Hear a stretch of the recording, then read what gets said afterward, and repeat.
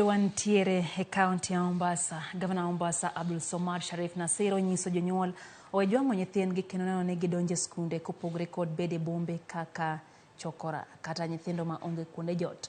Kolose alap ma Mbaraki tok nyasi motelo mar Christmas gi nyithi kiye. Nasir owacho ni sirikande ochako chenro mar rito ngima nyithindogo ma oting'o chulonegi omenda mag somo kata school fees kanyakla kod ketogi e kumba mar thieth.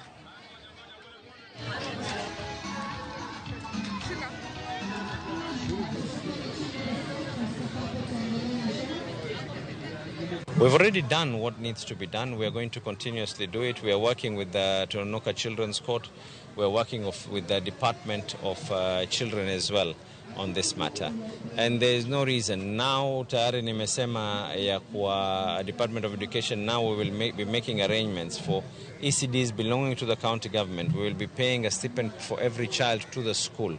The same way I'm currently paying a certain amount for every child who visits a public hospital, a child who is under 5. As long as you're from Mombasa, there should be no reason for you kutompeleka mtoto wako shule. My constitutional obligation is up to ECD level, lakini ile ambayo kwamba nyingine tutakaofanya ni ile scholarship program. Bursaries program is already being run on ward level.